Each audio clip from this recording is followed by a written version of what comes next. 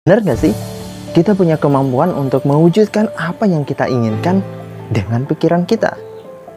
Tapi pernah nggak kamu menginginkan sesuatu, tapi sesuatu itu malah menjauh?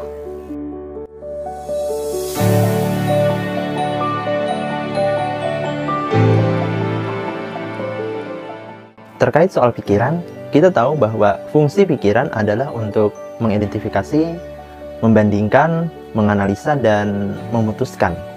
Tapi ternyata itu hanya berperan 12% dalam hidup kita yang disebut dengan pikiran sadar. Sedangkan 88% hidup kita dipengaruhi oleh pikiran bawah sadar yang berisikan memori atau ingatan kita dari usia 0 sampai sekarang, citra diri, personality atau kepribadian, dan kebiasaan-kebiasaan yang kita miliki. Sehingga apa yang terjadi dan akan terjadi dalam hidup kita sebagian besar dipengaruhi oleh pikiran bawah sadar kita. Misalnya ada seorang yang punya keinginan kuat untuk kaya, punya peluang untuk hal itu, memahami ilmu berbisnis misalnya, tapi tetap saja sulit berhasil. Ternyata sebabnya apa? Karena citra dirinya mengatakan, aku mah orang miskin, tidak mungkin kaya. Atau ada belief di memori dia yang mengatakan bahwa orang kaya itu nanti hisabnya lama, masuk surganya susah, kayak unta masuk ke lubang jarum.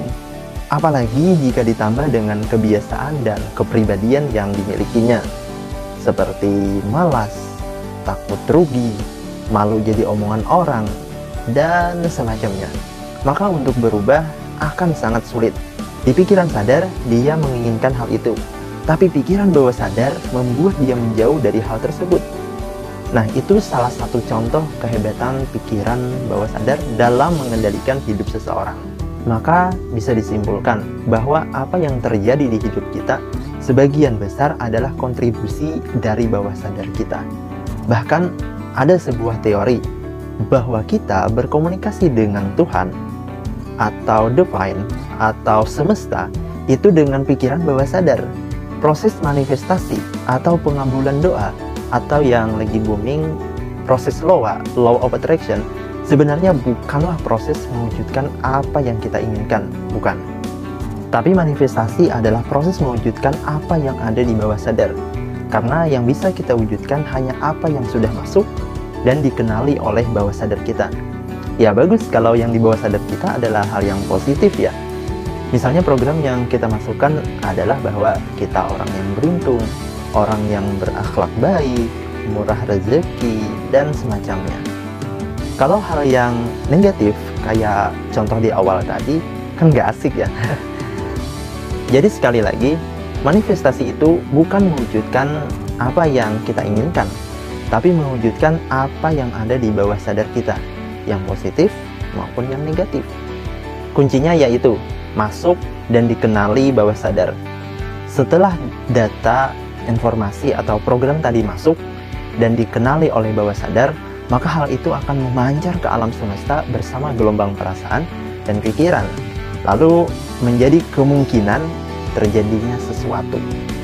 Ini perlu digarisbawahi, ini baru kemungkinan. Untuk benar-benar terwujud, kita harus memantaskan diri dengan kemungkinan itu, yaitu dengan usaha, ikhtiar, belajar, intinya action lah. Kita nggak bisa hanya mengandalkan bawah sadar saja. Kita diberi pikiran dan perasaan untuk usaha secara batin, tapi juga diberi tubuh untuk usaha secara zahir. Lalu bagaimana cara memasukkan data atau program tadi ke bawah sadar kita? Kita bahas di video selanjutnya ya. Nuhun rahayu, tuntung pandang untuk kita keberatan. Wassalamualaikum warahmatullahi wabarakatuh.